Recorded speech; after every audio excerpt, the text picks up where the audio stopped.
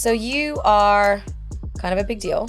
I had a hunger in me to make money. I was like, I'm gonna make more money. I'm gonna make more money. So if I'm 36 now and I've been working since I was 14, I should have some of that, right? I should have been able to grow that money, make it work for me, as they say. First, I always say money is power. But I kind of mean that in positively and negatively. Yeah. There's a lot of different ways that people relate to money. There's different ways that people manage their money. There's different ways that people spend their money. We don't really lose our childhood or our background kind of makeup, but I think a lot of it is driven by those earlier experiences. Yeah.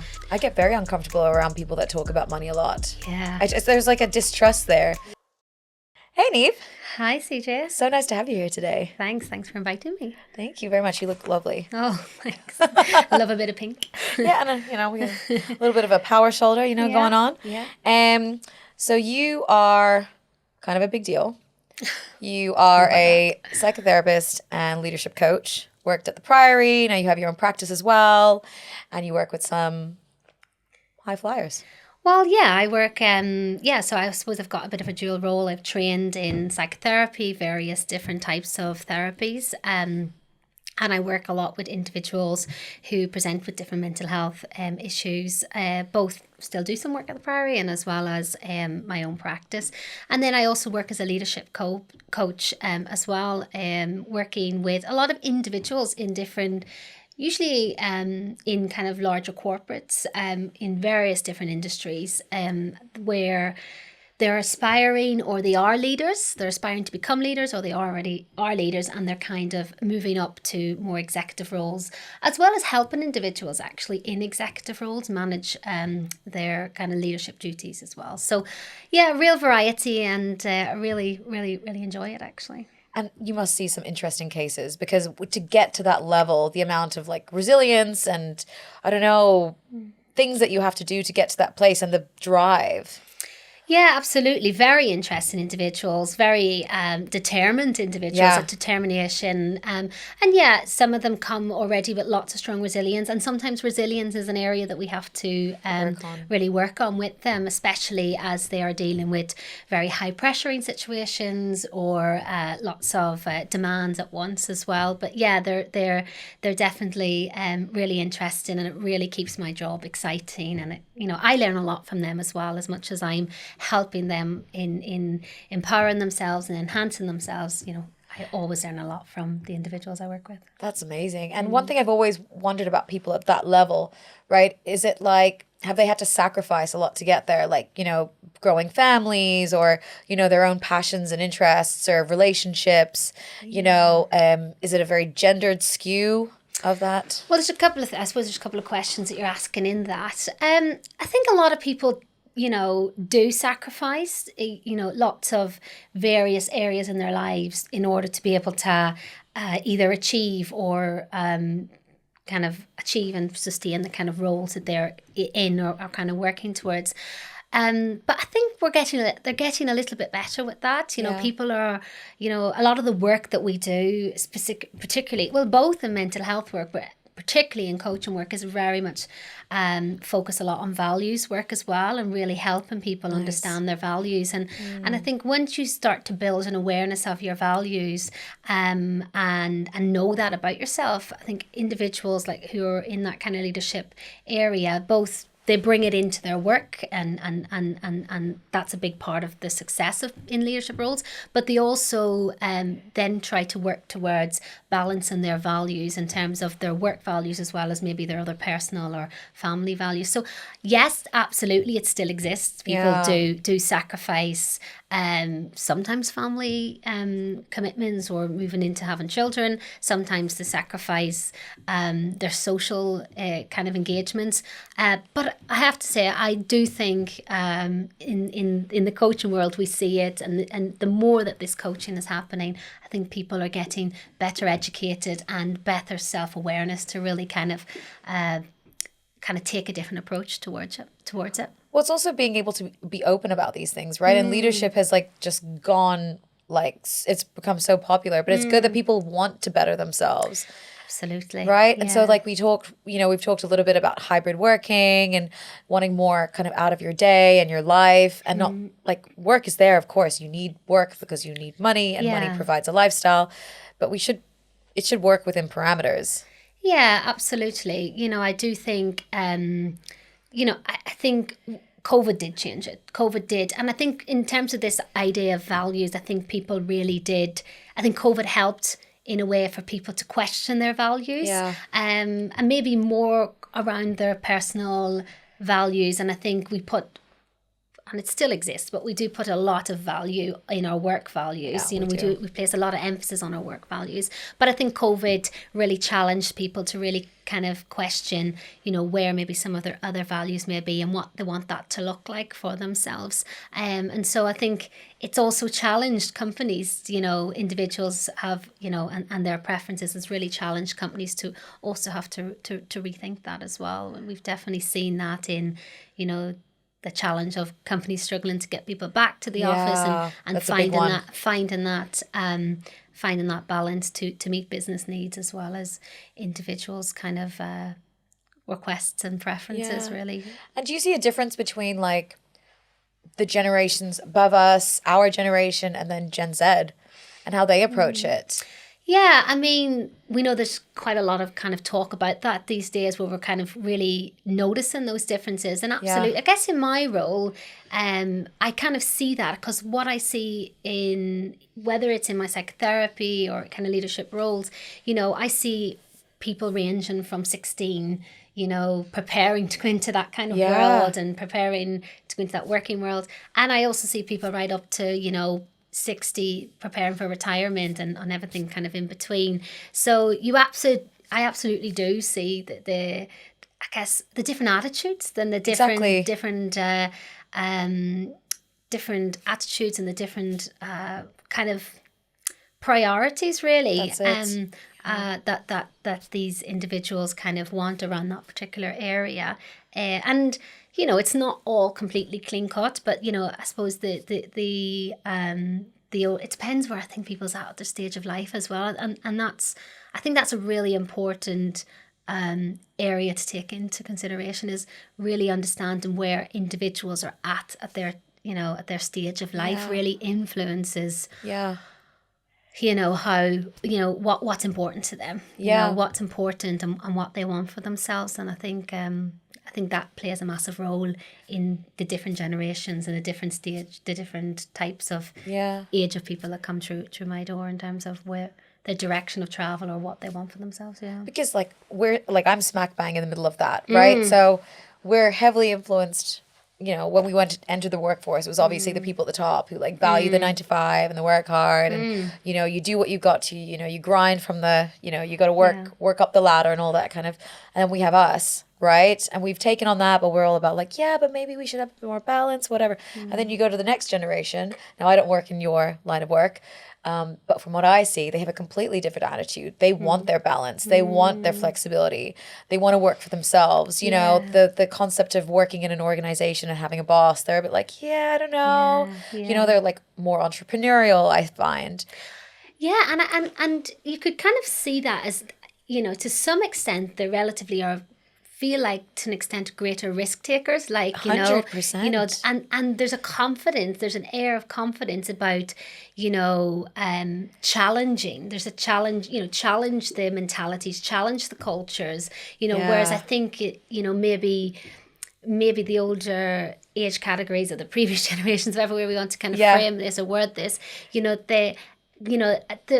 there's to an extent a little bit more that's how it's done. Exactly. That's kind it's of the rules. It's the rules, and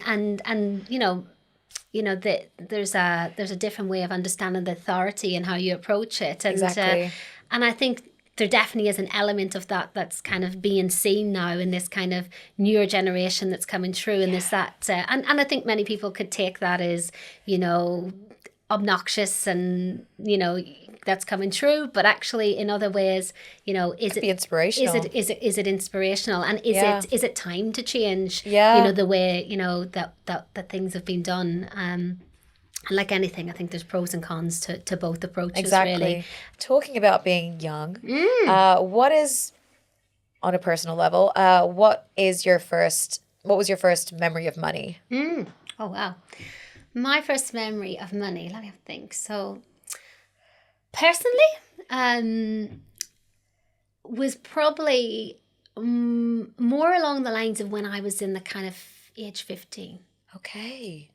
Yeah. Yeah.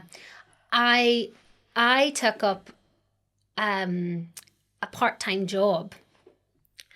I'm quite a leader. I like leadership. Yeah. And so I didn't just take a job. I certainly wanted to run the shop. And so I did. What kind of a shop was it?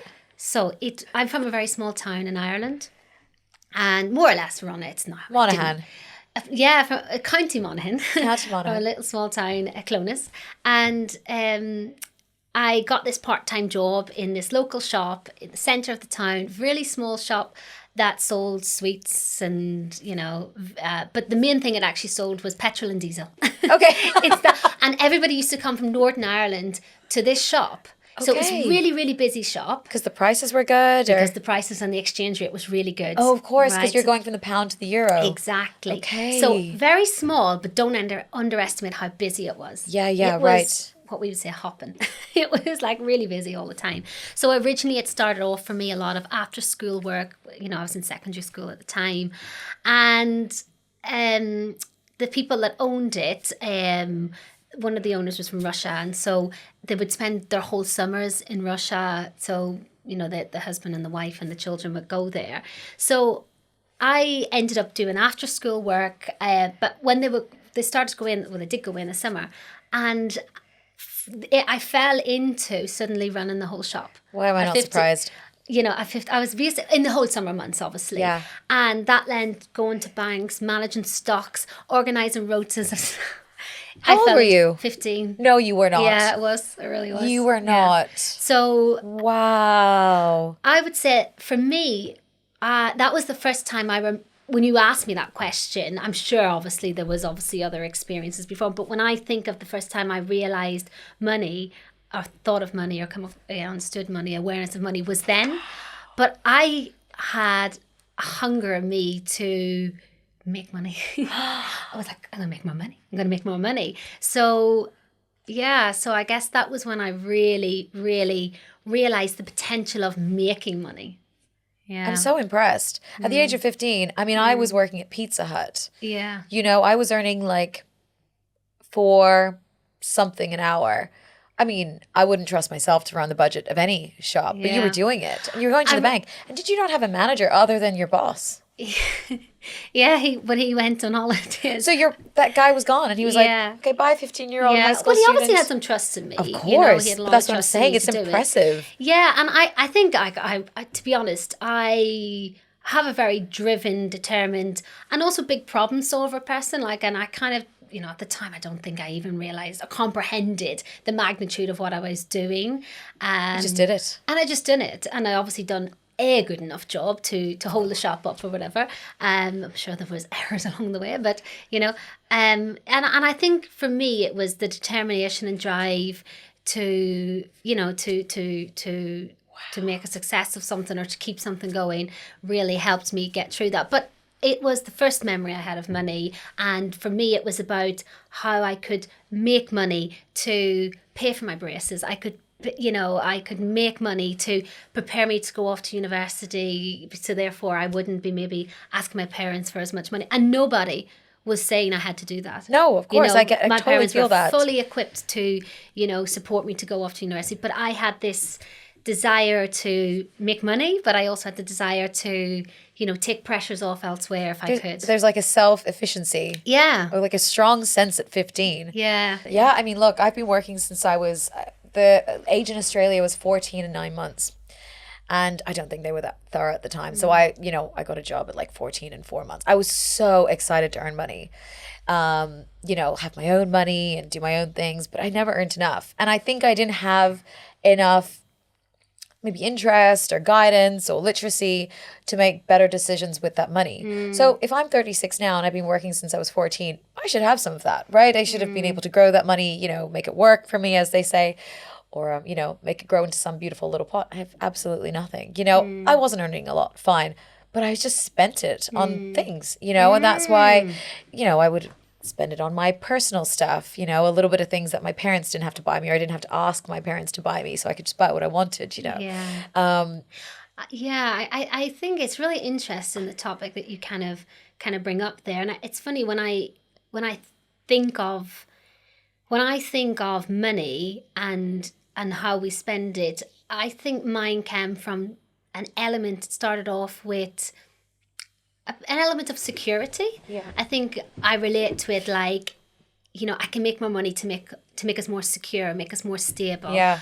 But there's also an element, you know, it's not surprising, the therapist, you know, in me, it's like I can also make sure that somebody else isn't stressed as a result of it, right? So I think, you know, there's definitely a relationship there where, so for me, I'm not a massive spender. I would never let myself get to zero.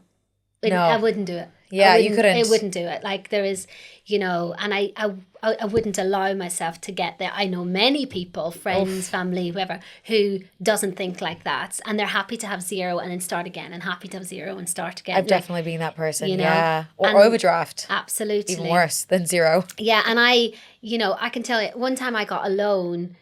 What did I get a loan for? It was to pay for, I can't remember, maybe an element of a university fee, or there was something I needed to get it for. And then I was going to get the money back later. There was a story there, and I got a loan for it, and I was in a mess that I got this loan. I was like, no, I don't need the loan. I don't want the loan. Oh my God. But I needed it for whatever reason. I needed it. You just needed that big cash injection. And it was only until it came back. And then, you know, most people would keep the loan and be like, well, I've got the money now, so I can pay the loan back over time. I went straight back and handed the money back. Whatever it was, 2,000, 3,000, whatever it was, you know, handed the money straight back like the week later, you know. So there is a really interesting, you know, for me, there's an element of security. Yeah, element you need that. Yeah, absolutely. And in knowing that I'm very much not controlled by it either. Yeah, because in a way you're just creating a good foundation for yourself, so you're not stressed out about it. But it's about that like risk appetite, isn't it? Different temperaments and how they approach money. Yes. Because some people have lots of money, but they don't like to spend it because they feel very uncomfortable with it. Because how much money is too much money? Like for me, even thinking of a certain amount of money, I can't think past that. I'm like, I don't even know what that amount of money looks like. You know, I'm like, you know, if I, you know, could earn a bit more around this level, I'd feel happy. But like I know people who earn huge salaries, still live paycheck to paycheck, huge salaries, and are still just like, you know, get down to zero, it replenishes again next month. Everything's okay. Or there's ones who I know earn a lot of money and will not spend. They're the most frugal people I've ever met in my life. Or then on the flip side, people don't earn a lot of money but are exceptionally good with their money. They know all about the stocks. They know all about the NFTs, CTT, all the acronyms, right? Yeah. Have invested from a young age, really smart with their money. Were into property development, even though they didn't have a handout, but they were able to get on the ladder in the right way. So there's so many spectrums. Yeah, and I guess it's, you know, you're absolutely right. There's a lot of different ways that people relate to money. There's different ways that people manage their money. There's different ways that people spend their money, right? You know, and it is a really interesting reality that there's very different ways that people manage money. And I guess the question is like, why is that? You know, where is that nature nurture? Yeah. Is it where? What plays in more? Is it about your parents teaching you? Is it about your temperament already? I think, you know, one of the things that we talked about was like my sister and I have vastly different approaches to money, and she's not much younger than me. So and I know that there's a strong element of our personalities going into that. I guess from a psychological perspective, or some of the stuff that, you know, we might understand in our kind of field, and I guess what we also see in the therapy room is that, you know, I think there really is a kind of multifaceted of factors that really can play a role, and it is a really curious thing about two sisters, similar age, you know, not a massive age gap, in the same household, same parents, you know, why very different spending or different relationships with money. And I think you touched on some of them. We would say temperament, absolutely. Some personality types are more risk takers naturally. They're more impulsive. They're more kind of wired that way. And then you have the others who are completely the opposite. And therefore I think we have to factor in temperament, personality into, if we want to understand why there is these differences. Absolutely.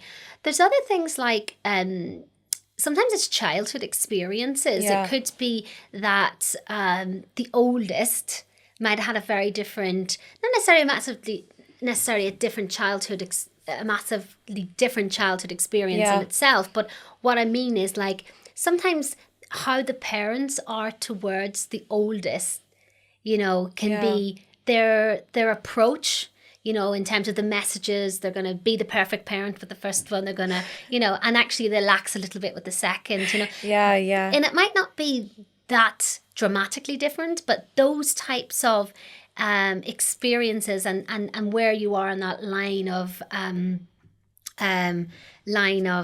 kind of siblings, that can also be an influencing factor.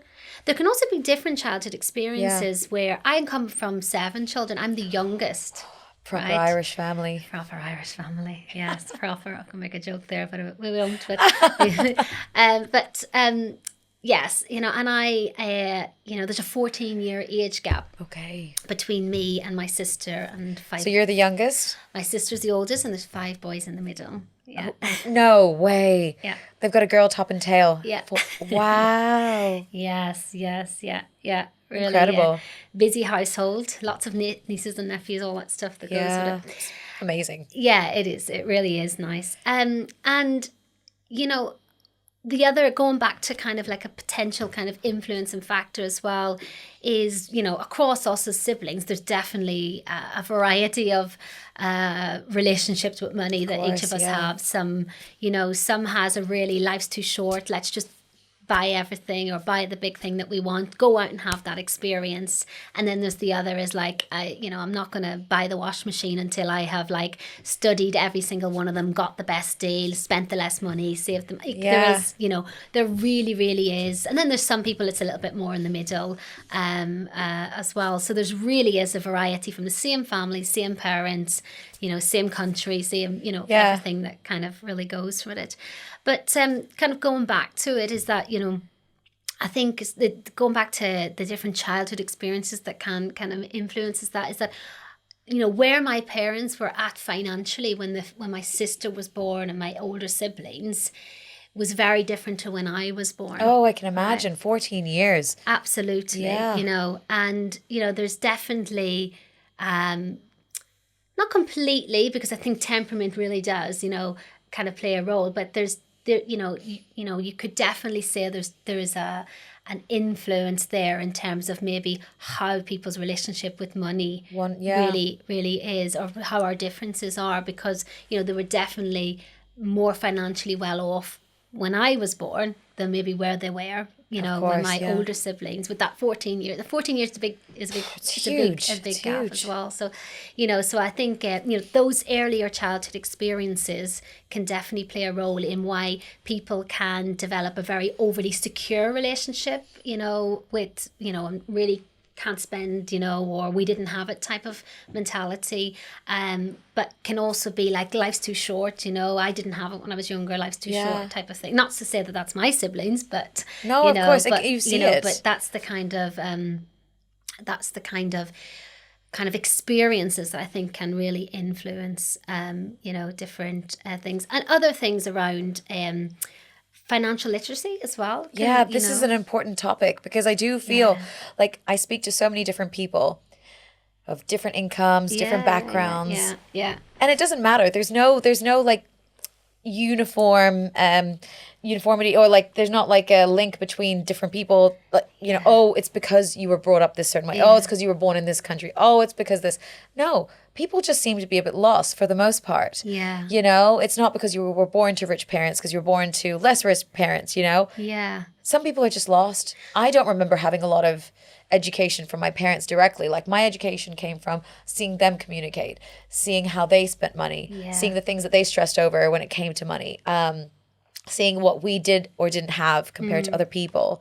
And then growing up, I mean, outside of a savings account, I'm telling you, I'm lost. And anytime I try to get more into that world, it's Yeah, and I think, you know, I personally learned more about it since I moved to London. And I moved to London 12 years ago now. No, 10 years ago now. I was 16 years, but in the UK, but I came to London about 10 years ago, roughly. Yeah. And you know, for me, being immersed in, I suppose, the exposure to my clients and, you know, the different industries and the people from the finance world, as well as, you know, social media, I think, and, you know, what we see as, you know, what's advertised. I think those two really influenced where I actually started to understand, you know, a bit more of what's out there, what's kind of what's good routes to take, what's, you know, what ways we can invest and do all of those things.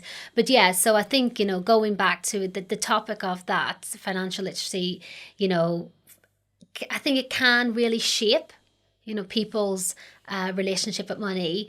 I think it can go both ways, where it can really shape it negatively to the point where they get so overly immersed in money, need it. And really, to the extent it can become part of their identity, which in the therapy room, we sometimes see where they end up as a problem. Like, they're overly...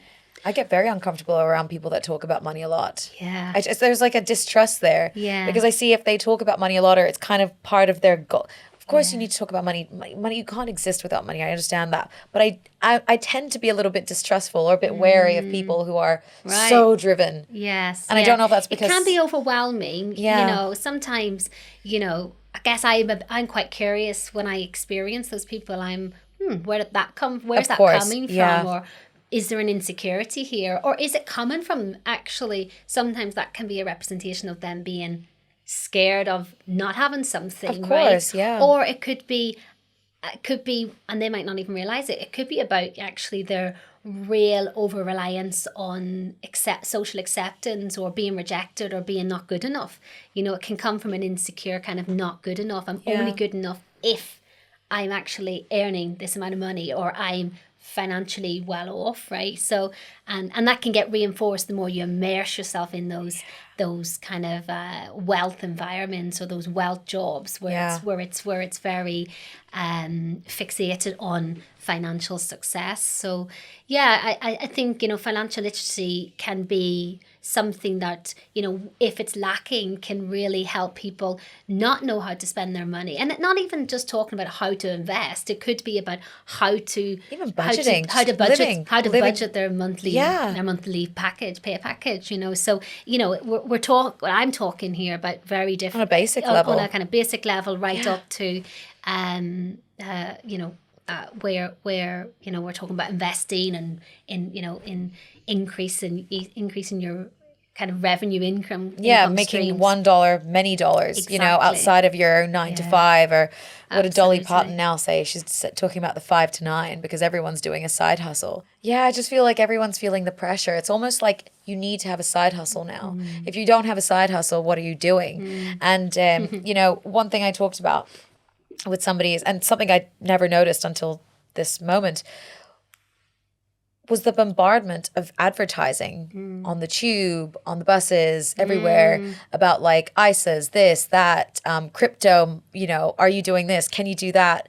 Are you magically making it work? It's just like, it is crazy. And I don't think we realize how toxic it is. And how influential that is on us, because as you say, it's there. We know that there's billboards, we know that there's these advertisements on tubes, and we expect them to be there. We know that's a thing. But I guess, you know, we don't always stop to consider, you know, even if it's not in our conscious awareness that we're always looking at it, you know, we are taking in information, we're taking in influences from what's just within our kind of eyesight, what we can actually see. Yeah. And as you say, you know, it and especially with social media, but as well as that, you know, as what we're doom seeing scroll around us, you know, it. And the thing about social media, somebody said this to me once, it doesn't have an end. No. It doesn't have an end. And obviously, like, if you find something interesting and you click on it, then you suddenly got 20 of that up in front of you. So, you know, our brains and our mind is immersed, you know, it's just immersed with all of this, you know, constant. And that's something that you can't unsee, right? Whether it's on the tubes, whether it's on social media. Or switch off. It's not like you can say, brain, just stop that. Yeah. No, it's there. It's in the background. It's ticking. Absolutely. You know, it's keeping you up at night. And it takes a lot of the work that we have to do is, you know, with that, you know, if let's say somebody does come when this topic comes up, you know, in the therapy room or in whatever, even if it's in the leadership area where people are saying, one of my goals is to make more money, right? You know, before we actually help them achieve that, we actually have to help them understand their own relationship foundation, with that's money. what you do. Exactly. You know, and you know, we have to try and help them understand, like, where is this coming from? You know, where is like this the coming motivations. from? Absolutely. What's the motivations? And then once they're satisfied with that, then we can talk about kind of goal building and tasks to get there. And have you seen some kind of I'm sure people are often quite like wowed by their motivations because they probably haven't addressed them properly. And if they really do the work to figure out, like, why am I feeling like this? Where is this? Like, no, I just feel like I have to. But breaking it down, have you had some wow moments? Yeah, I think a lot of people can, you know, I think self-awareness is really increasing. I think people are doing some good work on themselves, you know, trying to understand themselves better. And sometimes that comes from hardship. Sometimes it comes from, a lot of people was really affected by COVID. A lot I've actually seen who never really had mental health disorder problems experienced that. And they were like, whoa, I've never really been depressed. And, you know, this pure isolation has really kind of pulled the rug from beneath me. And so I think a lot of, you know, this self-development stuff can come out of, you know, those types of experiences. But going back to your question about the wow moments, I think, you know, what people when people stop to really challenge beliefs or start to explore, you know, what their goals are about and why they want that goal, yes, absolutely, they can kind of make quite light bulb moments like, I've never thought about that for myself, or I've never understood that it's no wonder I'm feeling this way, or I want to achieve this because, you know, I want to make sure I actually don't fall back into no hardship. Or sometimes it can be like, I realize that I need that because it's how I got recognition from my parents. I got noticed, or, you know, or I got recognized by, you know, social groups around me, because actually all my life I felt like I was an outsider, or all my life I felt like I wasn't good enough. So, you know, you can definitely get light bulb moments whereby when you start to explore and you start to build that self-awareness with them, they absolutely can understand the origin of why their goal is their goal around money enhancement. And some people also come to the realization that actually I thought that was really important to me. I thought that was the most important thing, but actually it's, you know, it's more important that I actually work on I'm good enough, even if. Exactly. Because some people, I think, and this goes on to my next question, but it's the value that we put on money, right? Money is like kind of an inanimate object realistically, but it's the pressure Absolutely. we put on it. So I'd like to ask you, what is one word that comes to mind when you think about money? Well, one word I think about, I'm torn between means and power. Means and power. But for me, I think both personally and in the line of work that I do, and I'm sure many people have, you know, very different words to describe it, but for me it's a means of allowing you to, you know, to get from A to B. It's a means of allowing you to achieve the goals you want for yourself, or to achieve the things that you want for yourself. But I do think that question could really change depending on where somebody is, the stage of their life, or the experiences they've had. The time of day, the month they've had, the week they've had. Absolutely. But even bigger than that, like I do think, you know, a lot of the clients that I see, you know, they may, you know, if they have had a loss in their life, you know, a significant loss, you know, I think what might have been the way they viewed money might be very different now. Their values change. Their values and for them it's like, actually, is money really that important, or is it that powerful, or is it really that necessary, or whatever it is that they might. So I think what I see is what people.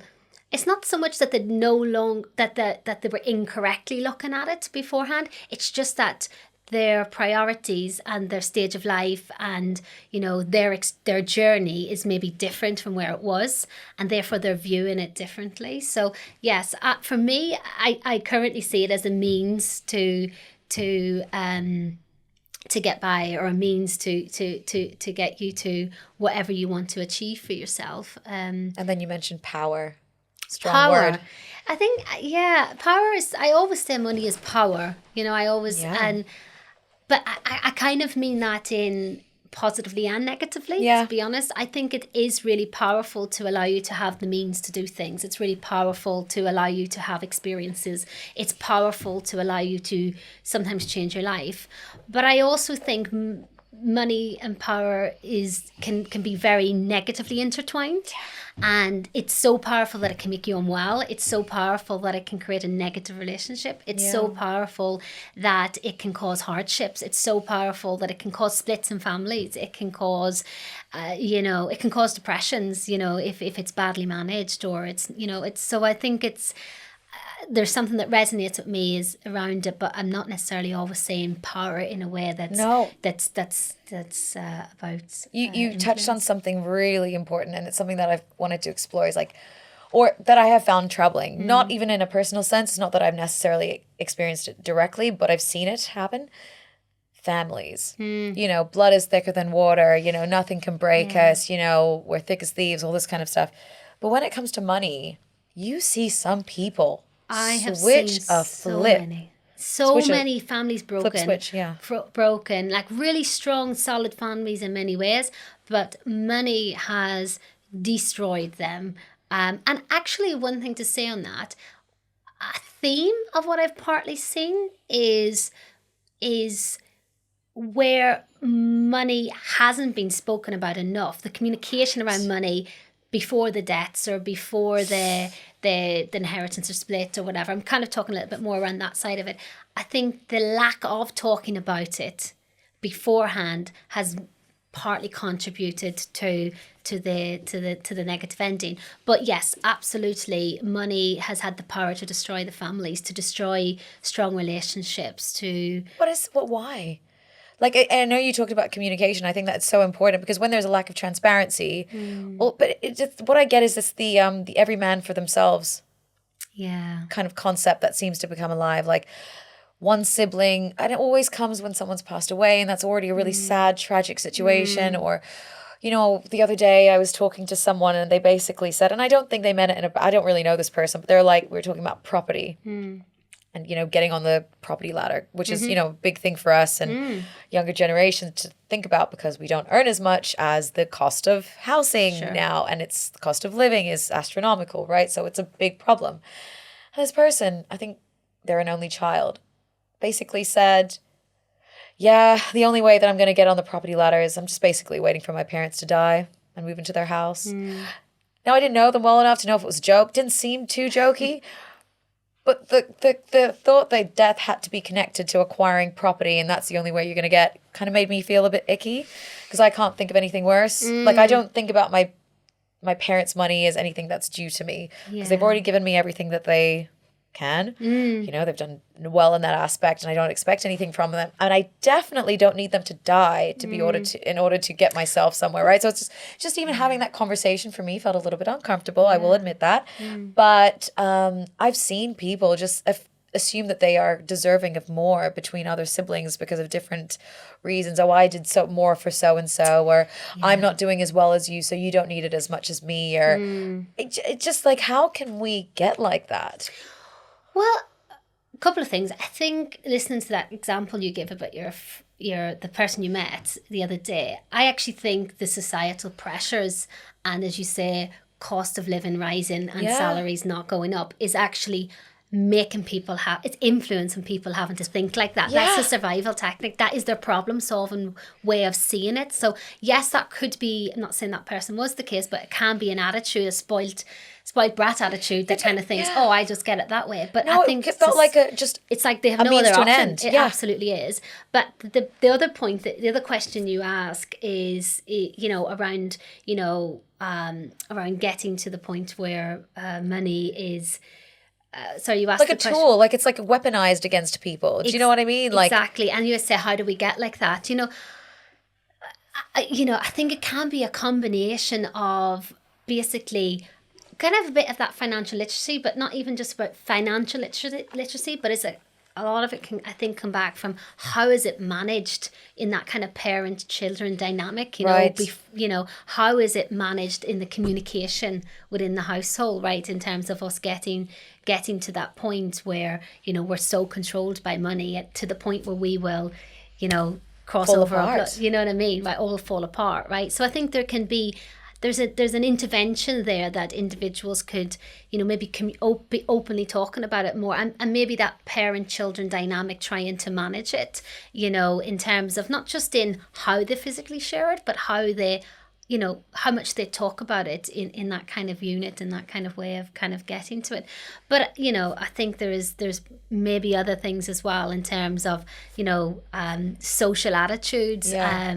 But actually a little bit around that kind of, we talk about kind of temperament or kind of, as well as where somebody's at in the kind of line of family, with the siblings. Sometimes can be the youngest sense, feels like there's a sense of entitlement, that they because they're the youngest, they deserve it, right? Or they're the oldest, they've done the most. Exactly, right? And so I think it's quite complex in terms of Yeah. how people land there, but there's definitely maybe various influencing factors around maybe why individuals will land at, unfortunately, that position where money has really overpowered other aspects. Yeah, values. Their values, morals go out the door. And it's interesting now because obviously you have a little one, yourself, and you come from a really strong place of knowledge. If the rest of us are confused, you've seen so much of it. I can only imagine what effect this has on your parenting, and then how, like, what kind of questions and conversations, dialogue that you'll have with your own child about money, about, educating her about, like, increasing her financial literacy, but at the same time making sure she has enough, but doesn't blow that all and understands how it all works. Yeah. Me personally, I definitely would say that I'm at a stage where I'm quite keen to learn more about money, immerse myself into understanding more about it as a way to create more security. For me personally, a lot of it comes down to security. Of course. And and I definitely see that in terms of the conversations I have with my partner, sitting down budgeting. Is there other ways we can make money? I definitely would say that there's an element of my personal experiences that's where we're at with money, and that's where, how we're approaching it in order to be able to have, the life experiences we want to give, or the opportunities we want to kind of give to her as well. But I don't think that's the case for everyone, like, who become new parents. There's I think there's definitely different approaches or different things that individuals or parents work on, new parents work on, in order to be able to create financial security or to for their children. And I think for me, we don't really lose our childhood or background kind of makeup. I think a lot of it is driven by those earlier experiences. Yeah. That's and because those early experiences create beliefs, they create attitudes. And I guess my attitude hasn't lost about it being about security, right? It hasn't lost about, and somebody else who comes from, who doesn't need to worry about security, but theirs was about how to make the most money. I would be very, very surprised, unless they've had a life change and they're doing something different with themselves, be surprised that they don't bring that approach into their parenting style to some extent about how do we make sure that our child, gets placed at a certain school to be, going on to have an increased opportunity to have very high paying roles, right? So I think it's important that we do a lot of work on ourselves, but I think a lot of it we don't lose, that those kind of core either principles or core meanings that we have about what money is to us. Yeah. And at the end of the day, it's so important to have these conversations and be open and honest. We talked about communication being like key, right? And I think that's something that's come up a lot. And at the end of the day, you'll assess developing on her temperament, her risk appetite, who she becomes as a person, what her aspirations are. Yeah. But it's scary, because like I think about my little one and I think, it's like, how much is he going to be influenced by, the external world? How much of a dialogue can I have with him to make sure that, he feels comfortable to make decisions if he's made a bad financial decision, or I don't know. I want him to have a higher level of financial literacy than I ever did. And I know in Denmark, it's actually part of their school curriculum. Yeah, I mean, that's the financial literacy, that's the education, and that's going to be really interesting to see what, that generation, how they approach, money management, how they approach it, in terms of what they aspire to. Because they must have open conversations then with their parents. Because if it's part of your curriculum, it's likely that your parents or maybe older cousins, siblings have also had that. So I think when it's part of the education, it's part of the it's the dialogue. into that day-to-day living. It's in their homework. It's in their, whatever they're going to be focusing on. And so you would be naturally better at it or more aware of it because it's quite an openly spoken topic. And I just don't think we're kind of weird about money. Money's kind of awkward. You don't ask people how much they make. We don't talk about how much we pay in rent or mortgage or this, unless you're like close or something. But even then people can get really secretive about money. We'll sooner tell them about a colonoscopy or, whatever, something else, but we will just not talk about money. Yeah, and I think it kind of touches on power, like why do we not talk about money? And sometimes, I mean, there can be lots of reasons. Sometimes people are private people, and sometimes, but I think, as a general kind of understanding of, as you've just kind of touched on with money, I think you're absolutely right. I think there's a way to go, with breaking that barrier of one could say that anxiety around money, but then you have the other side of it where like there's people who just want to talk about money all the time. But is that also anxiety? Is that also coming from maybe an insecure place? Are both of them on the same spectrum? But just kind of presenting in very, very different ways. But I have to say that I think that a lot of that will still be driven by, maybe what some of our own earlier experiences will have been, that's kind of developed certain belief systems around, positively, negatively, around about our relationship with money. And a lot of the work that I do in coaching and in the therapy world it's very behavioral. It is about, helping people change, their behavioral actions, taking action to achieve their goals and to but before that, it's very much about, but what are your values? What are your values? Not what and sometimes it's about, what they write as their values is actually their parents' values or their social values, but what are your values? So really doing some of that work to be able to take the behavioural change.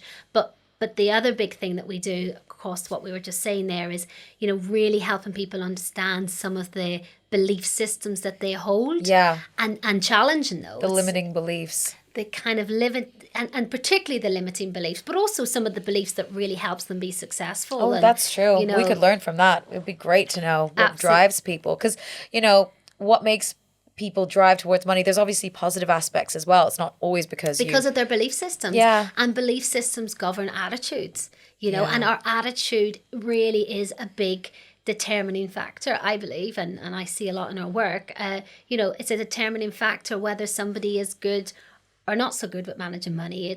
They're good with, problem solving or not so good. So obviously we talked about temperament, and I always bring it back to that as well. But within the temperament, because there's lots of different types of attitudes naturally, or the early experiences have influenced these kind of attitudes and these belief systems that really drive behaviours. And that's what we really believe in, particularly in CBT therapy as well, which is one of the kind of therapies, cognitive behavioural therapy, that I'm trained in, and that's definitely some of the principles behind, and the theories behind what we see kind of bring, that presents problems or Yeah. presents success for people, depending on your belief systems and your attitudes towards any kind of given situation or thing like money, that you're working with.